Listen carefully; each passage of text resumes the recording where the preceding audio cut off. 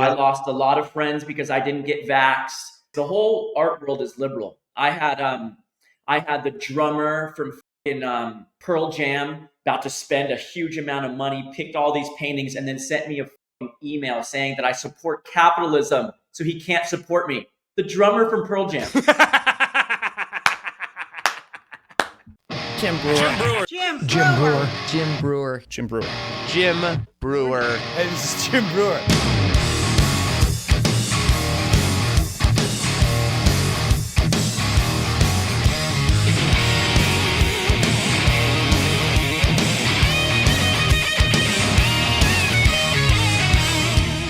How do you not see the insulting of intelligence? How do you not? People driving on the highway. The eclipse is the 8th in Long Island. Please use mass transit. Like, we got to use a bus. Why? The eclipse. Oh my God. Oh my God. Humanity is scaring me. Hey, did 3.4 million views on that. Are you serious? I'm dead ass. Dead ass. How many views does this thing have already? 3.4 million. Wow. Top left, yeah. Yep. People need Pretty to good, laugh. man. People need to laugh, Michael. I know. All right, we got everybody here. Margot's here. Lewis is here. Yeah, let's rock and roll. So Let's do it. and I hope I say his name right. Louis Carreon. Before we even get into this guy, I'm telling you, you know how like when I go to Long Island, I play the Paramount. My favorite thing is not only just playing there. Like, I love playing there. That's my favorite place to perform. But if you want to be dead honest, I know my best friend Phil's going to be there. I know Gene's going to be there. I know I'm going to have some other people I grew up with. And when Jimmy Shock is going to be there. And when we get to hang out the way we've done our whole life, and then you see we all have like a spiritual aspect around us. And it's to me, those memories are so much more cemented in than any performance I've ever done. So it's more about that. And where I'm going with this is this guy, Lewis, I hope I'm saying it. I hope it's Lewis, right? It's not Louise. He's going to correct me. He looks like he's saying, yeah, it's correct. Okay, cool. He's the type of guy we all want to hang out with. I know me and Shaka would be like, dude, this would be Shaka hanging out with this guy the whole time. Wow. Dude, wow. And then Shaka would dive into him. I just want to play a video before I get to talk to him for a little bit. If you don't know anything about art or anything like that, you're like, who are we talking to? It's deeper than that. So I want you to watch this video, and then we'll jump into this. At this show, I had the local shamans come in and bless the paintings, the crowd. It was great energy. I had collectors fly in and buy my distorted images of the Pope. I signed shamans, and the show was at the Ritz-Carlton, looking over all of Mexico City, which has supported me now for at least a decade. I believe my show... So what people don't understand, at least for me, well, let's talk to him. Let's talk to Louis Carreon. Louis, do I say that right, bro? Yes, sir. Yes, sir. It's actually Luis, but I got whitewashed somewhere in Los Angeles history culture and switched my name to Luis. And my homies in Mexico and Costa Rica call me Luis, and people in LA call me Louis. It's a name. Well, then it would be Luis. Call me Luis. It's Call me Luis. Luis. Luis. You know what I love, man? So many people don't understand, in my opinion, spirituality in not only all things, but especially humans, is such a lost thought process, and they underestimate it.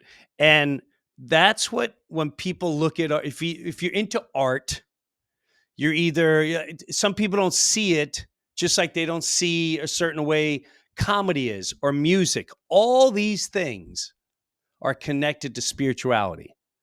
They're a Absolutely. healer. You know what I mean? Absolutely.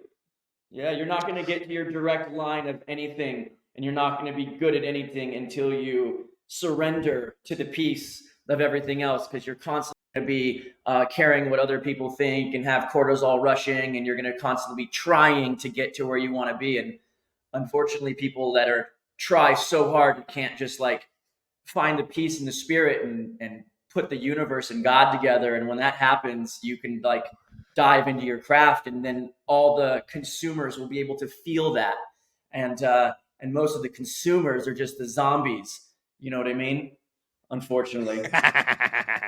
Well, yeah, but so when did you start? When does this start for you in your life, and what brought you there? Like what really brought you there? Brought me to the spirit or in art. In art. So at 16 years old, I got into I grew up in Seal Beach in Long Beach. And I used to see the kids that rode the inner city bus come down to the pier where I was surfing, and they all had writing on their backpacks and their boogie boards. And it was like this writing that I couldn't read and I didn't understand it.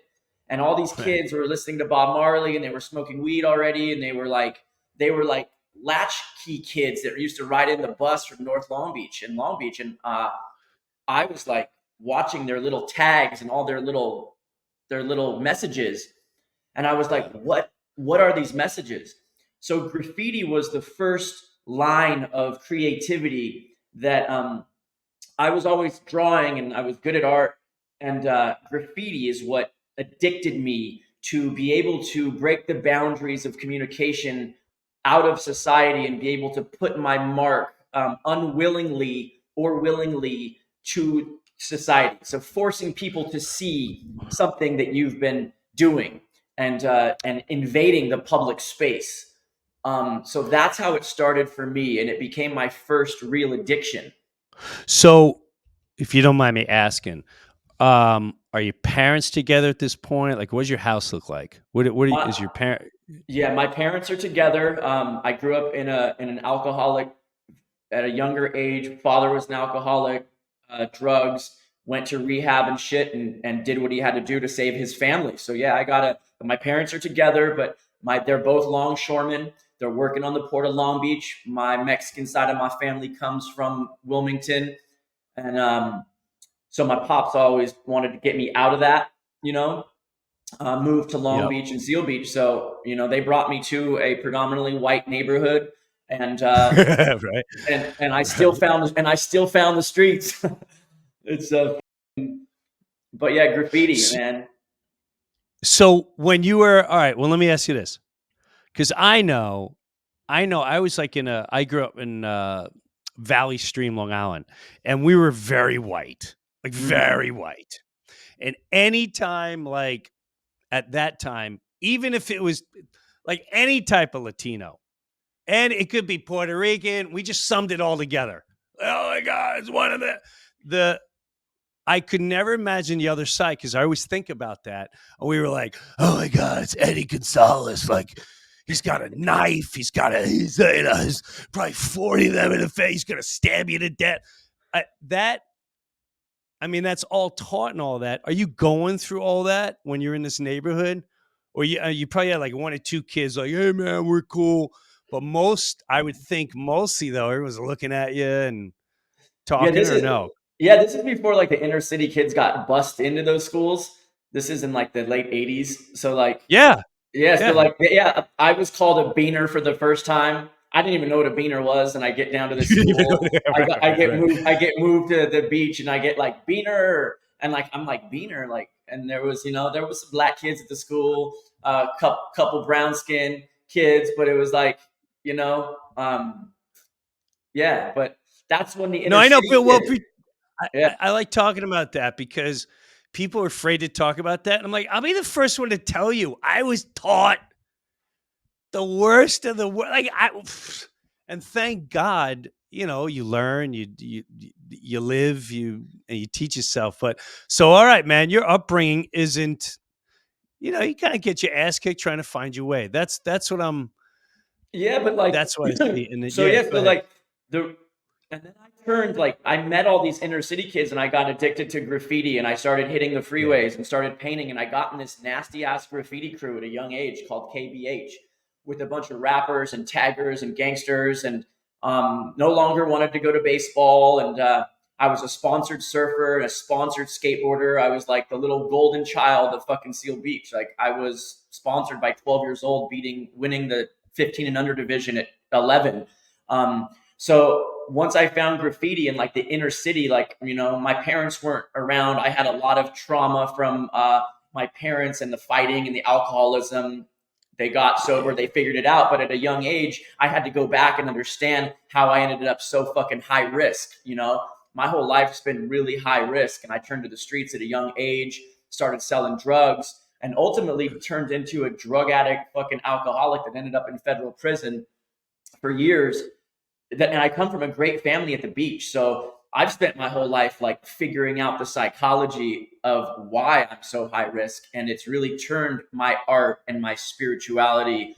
And I've had to climb out of the grave and go back and really, really work to find peace and to get where I am. So it all stems from, like everybody, it all stems from family, man. Where family trauma, where you are, how you grew up, it really affects us and makes us the people we are. But it's cool because we get to choose and use it for good or bad. So, Luis, I want to ask something. When you were when you came out of prison, because to me that's the hardest thing. When you come out, that's the toughest part. Where, like, who took you in? Because clearly you have a transformation once you come out. Or were Yeah, you dude. kind of there before you came out? So did you go to a completely different place or with different people? Like, how'd that go down? So If you don't mind me asking. no, like I love telling my story because it's everything I use in my art and it's all the fuel I use in my life to get where I am. So to get to prison, I got addicted to cocaine and I actually took 10 kilos from some paisas in Mexico, pretty much some Mexican heavy hitters. And I took 10 kilos, which was like 27 pounds of cocaine to New York City, and I sold it all. And I almost got 15 years in prison. And I fought the case for a long time because they didn't have me, and my best friends wore wires on me. To go there, pre-prison, I was with every celebrity in Hollywood. I was before influencers. I was on the scene with all kinds of famous friends. So when I went to prison, it was straight from the T-Mobile party with all these celebrities, thinking I'm this coked out young kid. I was like a model, a skateboarder. Right. I'm just like Right. banging young celebrities, and Right. I'm just a mess. But I'm pretty, and I Sure. don't give a fuck, and I'm a drug addict. So what else are you gonna do? And I come from graffiti. Right. I'm lost. I don't have a relationship with my fucking parents, but I think I'm the shit because I'm fucking. Yeah. So I go to prison, and then when I get out of prison, that's the funniest thing.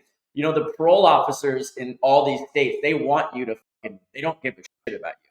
They want you to go work. They want you to go, and there's nothing wrong with being working at Starbucks or working at Best Buy or whatever the fuck. But they want you to take the bus. Right. They want you to take the bus and work at McDonald's. That's right. That's right. So they're Your like, punishment's not over, pal. yeah, Don't and so take it, I'm telling this fucking moron lady, like, sorry, I'm not going to there. I have relationships. I'm not taking the bus, and I'm having someone drop me off a fucking car, and I'm gonna find a job. And she's like, so pretty much, I had to lie to her. And I told her that I was gonna be a janitor at a nightclub. They fucking called my best friend at the time, Tommy Alastra, who owned a bunch of nightclubs in LA, and he told them that I was going to be a janitor. And this dummy was like, "Oh, you're going to clean toilets, perfect." then Tommy used me getting home from prison, and they did Yeah. a big magazine write up in a magazine called 944, and then he put me in his Yeah. nightclub and used me to promote the nightclub of me coming home. So now we got all these celebrities and people coming home, and now I'm a fake janitor, but I'm getting paid to be in nightlife. So next thing you Right. know, now I work in nightlife right out of prison, and I'm sober. I'm working in the nightclub, lying to the government, saying that I'm a janitor, but really I'm just texting girls and celebrities, bringing them to clubs. And then that turned into a 15-year run, ending up me owning some of the best clubs and restaurants in Hollywood. So my life has been a fucking journey, and it's fucking insane, bro. So next thing you know, like cut to, like I'm like on parole. I'm driving to Compton every day because she's drug testing me every day. So I'm leaving the club at like 2:30 in the morning, driving to Compton, peeing in a cup. I hadn't been back to my parents' house since I was 16 years old. So now I'm like, Oh wow. yeah. So now I'm on parole, living at my parents' house. Like I moved out at 16 because I was on the street with the Grateful Dead for 4 years with Oh fucking drug. wow. Yeah, I saw over 150 shows in East Coast, West Coast, and I'm like I am a deadhead to the core.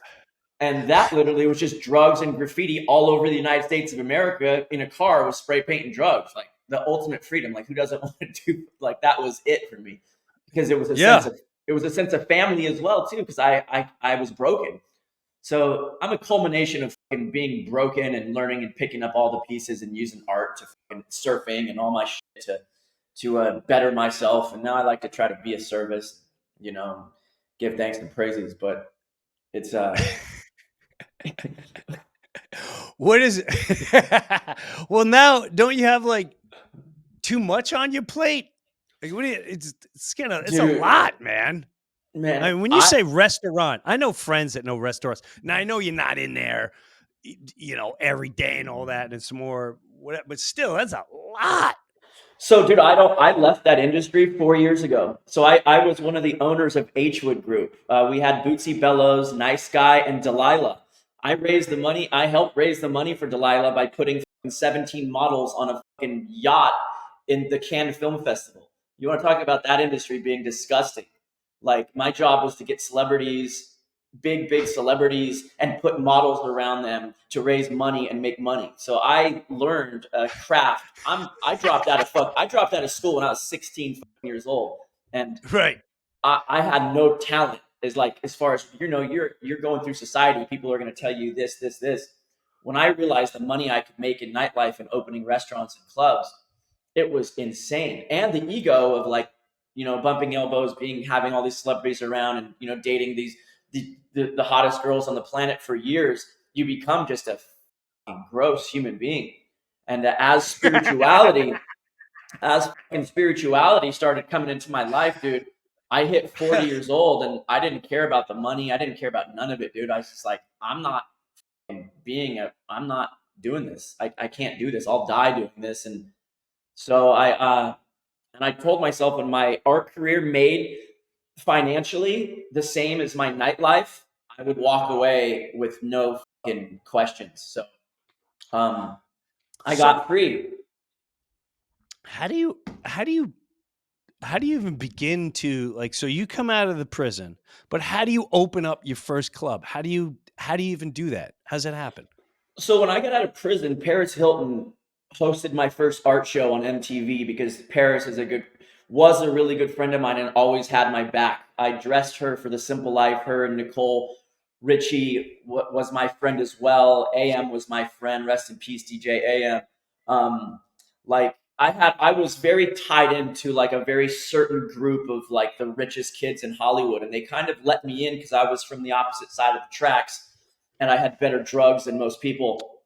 And I was at a low time. So, but when I did get home from prison, I had all of Hollywood help me, man. I had people with money buy my paintings. I had people with restaurants give me restaurants to put my paintings in. I had celebrities supporting me. I had magazines.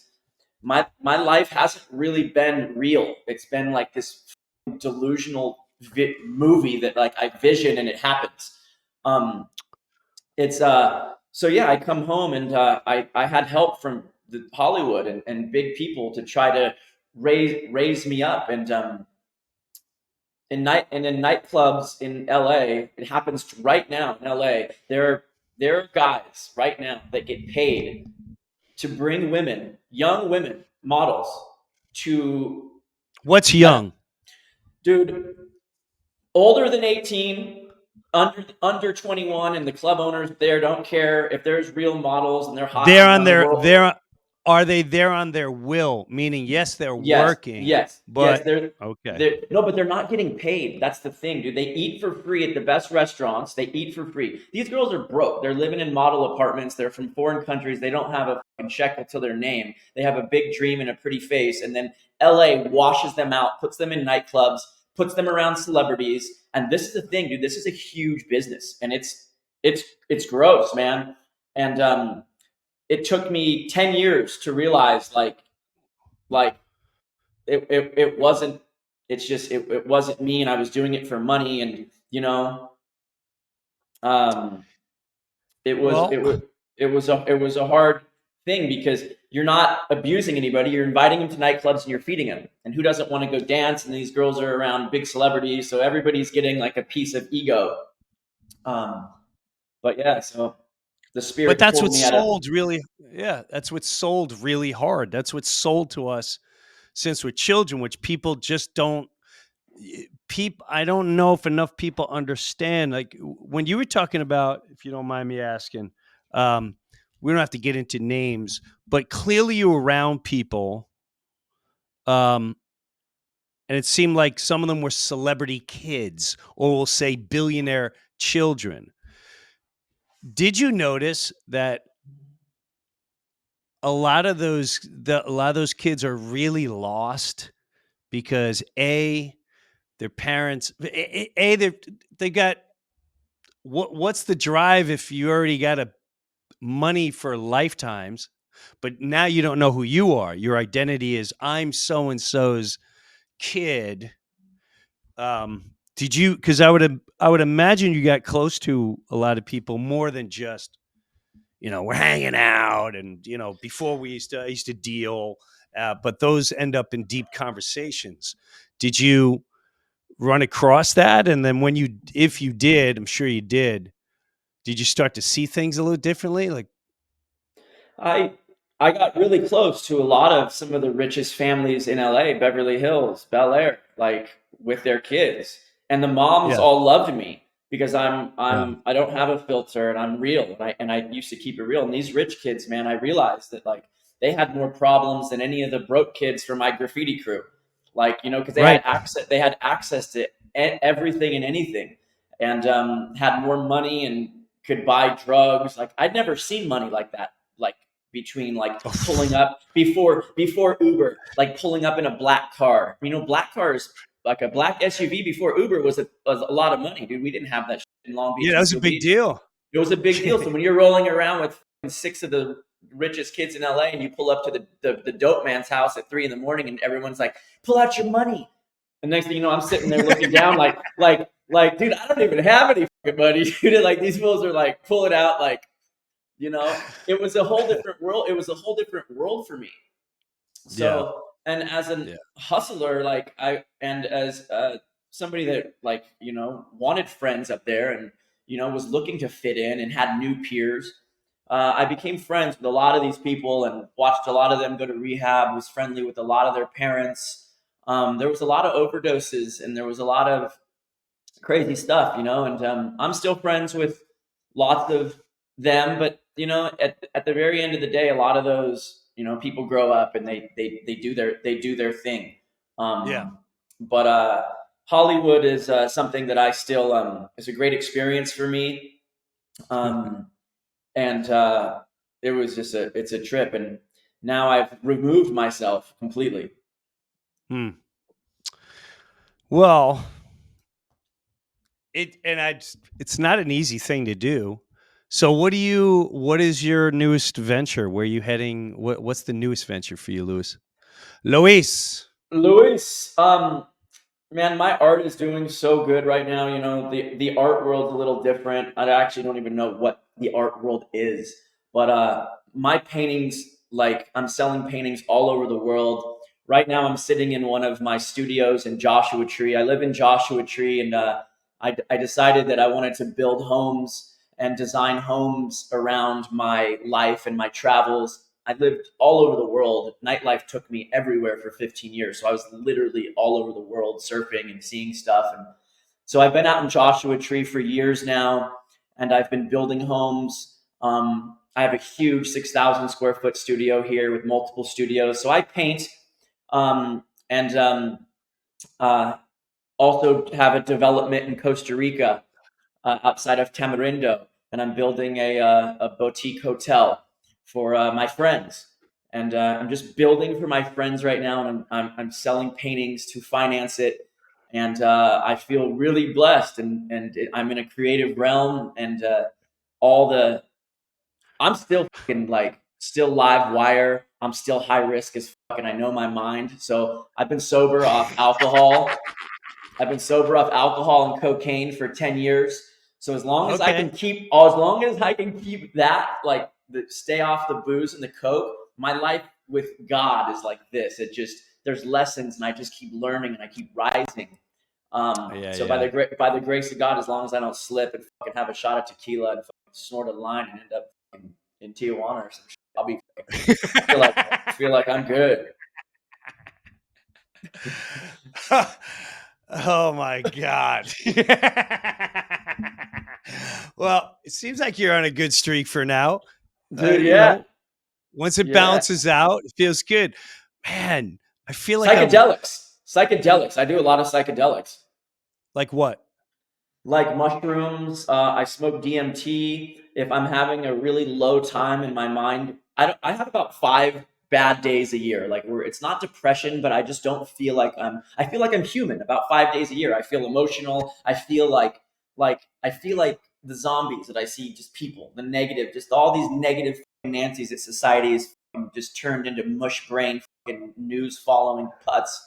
These people, I feel like that a few days out of the year. So I'll eat LSD and have a little experience and pop back out with freedom, and not, I listen to what you say, and like we're living in a world filled with just these It's it's people. it's It's insane. It's insane. it is insane. It's I, I used to be I used to I went through my cycles. I went through the frustration cycle, the angry cycle, the frustration of how do you not, how do you, it's like me looking at you right now and going, how are you going to tell me Luis is wearing an orange jacket? Straight No, up. it's an orange jacket. No, he's got a blue jacket. He's got his sunglasses on. He's got the beard with the two pieces of artwork. No, that's not what it's But see, what these people, because they think they're smart. The worst thing that well, happens that's is that's the thing. yes. Society has got these people that like went to these colleges and they wrote these fancy Yes. fucking papers, and now these are the Yes. people that'll go, you know what? It's actually not blue. It's alpaca, and it was sewn somewhere, so it's not actually blue. It's alpaca, and alpaca is white. Yes. And then And you're like, oh, off. but Like, no, but what that did, Luis, that I noticed is sort of what you said. It not only, it's like, oh, you got to do this. They were trained that they are better. They are trained that, and that's what made it dangerous yeah. and I won't say dangerous and reckless. So they taught the kids and taught anyone. There's people my age that will say like, "Well, they're not very educated. They didn't go to this school," and yet they are some of the most small-minded, thoughtless, the things that come out of their mouth. I'm like, did you just? But yeah. But that is an it that to me, I couldn't believe how many people are like that as well. It's And like just be, yeah, and you know, don't make and you it better, bro. Yeah, and it really changed me. And it was actually good because you got to see how many smart people are actually stupid, bro. Most of the smartest people that I looked up to after COVID, I was like, you're a fucking moron. I love I you, see. but dude, I'm like, I can't even like take you seriously. I don't even like, I cannot take you seriously. So No, I it's know. all I love, know. and you know, It's all it's love. all love, and I know. love is the answer. And It is. people It is. people are gonna be the way they are. I Yep. lost a lot of friends because I didn't get vaxxed. I lost a lot of lots of art clients. The whole art world is liberal. I had the drummer from Pearl Jam about to spend a huge amount of money, picked all these paintings, and then sent me a email saying that I support capitalism, so he can't support me. The drummer from Pearl Jam can't support an artist because I support capitalism. I have the best email. I wrote the guy back like I wrote the guy back like I found out like where they made their t-shirts and all of the merch that Pearl Jam sold to make all the money over the years, and then that's how stupid it became. And I hope he sees this, and I hope He's he gonna sees see it. it. I hope Oh, he he's sees gonna it, see it. and I hope all of them see it, because, and I will I say this to agree. people that are I watching me, agree. that I am a contemporary artist, and if you follow contemporary art, art is the language of society. So my job is to not give a fuck about you. My job is to document society the way I see it. So when they look back when I'm dead and they look at all my paintings, they'll be like, there was a handful of artists that didn't follow the regime and didn't do all this stuff. That's why my paintings of the Pope and a lot of my paintings are very, very talking about, the all of it, all of it. And I'm very, very passionate of my anti-wokeism. Because you know what? I am Mexican. I did get my GED in prison. I had to listen to people tell me about racism. I'm like, motherfucker, you wake up in a federal prison for 2 years and then you talk to me about racism. You softies. You know what I mean? That's right. That's right. I have unhealthy people telling me that I'm unhealthy. It's That's right. just like it, and I'm not programmable because I didn't go to school and I dropped out so young. So I've never been programmed. I'm a vessel of God, and I have clear information and a clear mind. And it's crazy times, bro. Bro, Luis, so well, this is how I looked at it too. All art, all art. Forget art. Anything. When I say anything, it could be drawing. It could be the way you make how whatever you do. Those were never meant to be controlled and priced and this and that and that. Like the music industry, everything. When people understand everything is controlled, like, oh, here's a sport, let's create it and we'll control it and we'll make billions of dollars. That's everything. But why I love people like yourself, um, handful of actors, handful of artists that just are spewing to themselves. They don't need to chase the big money because the big money just comes. We're not chasing the big money. We're chasing the freedom. We're chasing the freedom. And the freedom now I understand the matrix now. I understand what each person represents, and every day I go, "Oh my god, like this is wow." And they got all their workers and they don't even know they're workers. They don't even know they're soldiers of the madness of Of the everything they madness. believe in here. Yeah, It's that's pretty it's wild, dude. but it Bro, I want works, to go to Costa Rica. I was bro. eyeing I was eyeing up Costa Rica, but I'm not going to lie to you. I was like, I don't I don't know if I'd survive if things went down. Well, you just fly into a small little airport and have your driver take you to a nice little beach, and you pull up in your spot and you just eat food and jump in the water for a few days, and then be gone and go back. You know, there's good Wi-Fi there, and there's good water there. The water tables are amazing. It's a blue zone. people live for a long time. I got out of LA because I started building houses in Joshua Tree because I came out here when it was the scamdemic and people were just in LA fighting over masks and fighting over food. And I literally rolled out to Joshua Tree, which is a Republican Right. area, and there was fucking 95-year-old women maskless smoking fucking Newports in the Walmart parking lot. And That's right. I was like, okay, so Yeah. this place has 90-year-old people still shopping, still smoking cigarettes, and in LA, everybody's masked up that's healthy, screaming at me because and I'm like, so I just kept coming out here and building, and finally, when my house was done, I was like, fuck that. And I decided That's not when to. that's when Yeah, I believed in zombies. That's when oh, this is what you mean by zombies. Got it. yeah, Now we're expecting to see like and the mummy looking thing. No, we no, saw it. We we saw it. saw. And we still see it, We saw it, bro. man, and the craziest part about it is when you have high risk friends. Like I lost probably like 8 friends to fentanyl in those 4 years. So Hmm. I didn't see. I heard the news saying people was dying, and I know people lost people, but Yep. like my immediate circle was overdosing and dying. And so Mm.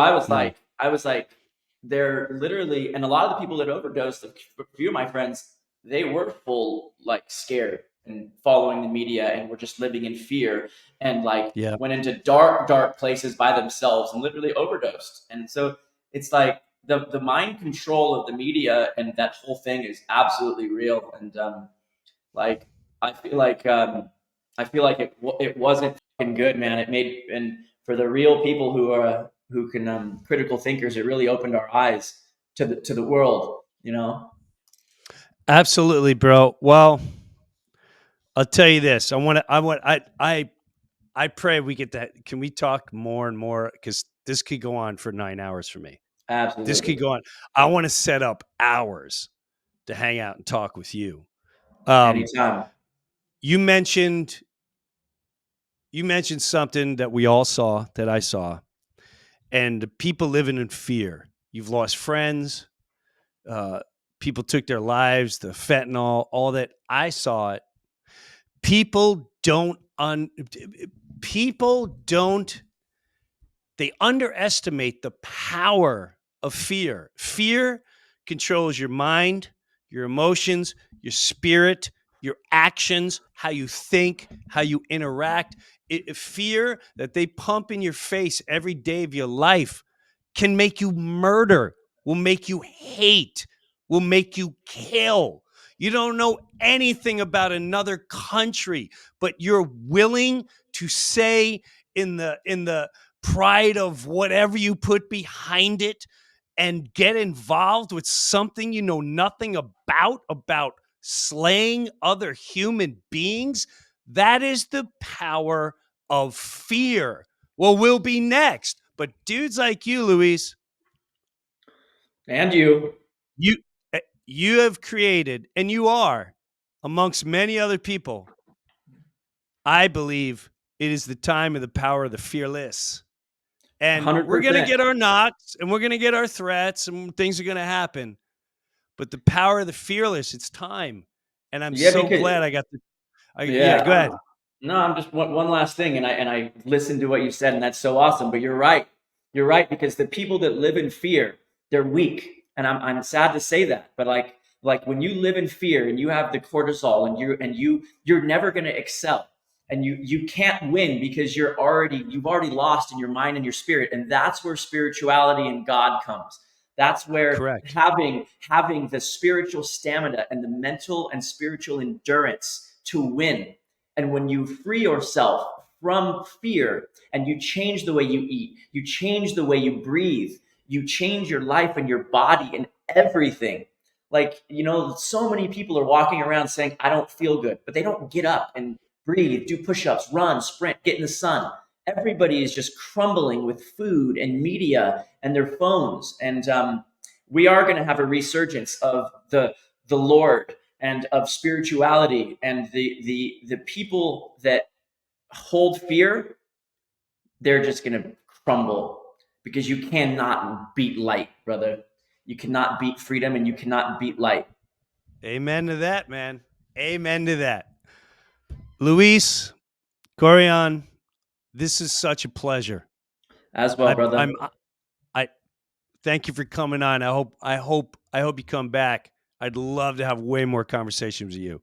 Anytime. And let's sidebar and let's chat more, man. Thank you for having me on. I appreciate you and your audience, and keep doing what you're doing, brother. Much love and respect. And right back at you, my friend. Be safe. Safe journeys. All right. Cheers. Cheers. Dude, see, Luis is the type of guy I want to, before we were talking, Mike, where I want to spend time with in certain places with real human, like that's a real human being. That's a real spiritual warrior. That is,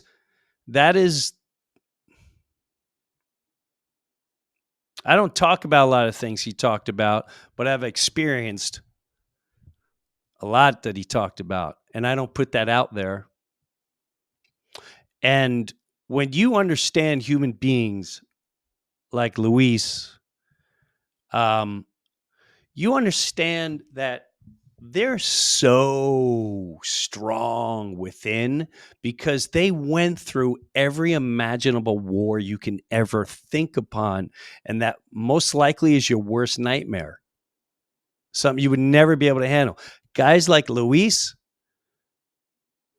went right through it, still standing, and he sees things for what they are.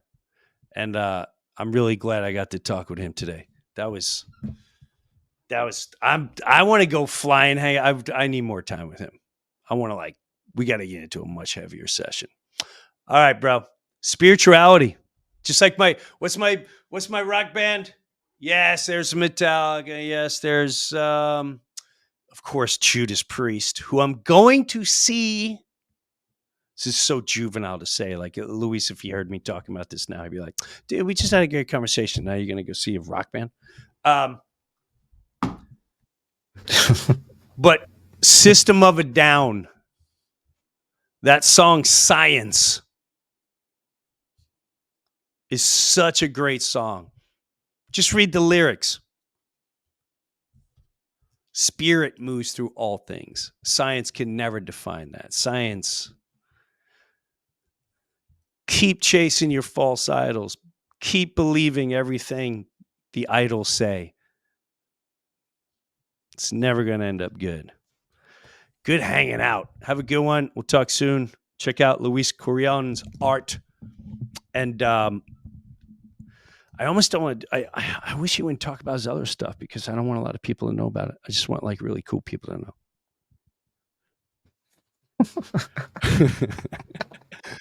Like you're building a place. Oh, shh, don't tell anyone that. Yeah, man. Great time. We'll see you next week, Mike. Cool, man. Thanks for hanging out in the Breuniverse, everyone. Take a look around and what do you see? Mark the date down tonight, we'll make it history. Hey, this is Jim Breuer, and I got my own Patreon page, and hopefully you'll check it out. Live comedy concert streamed once a month. Early access to the Breuniverse podcast every single week, and have bonus footage and bonus segments. I promise you I'm not going to let you down. Go check out my official Jim Breuer Patreon page, and I'll see you there.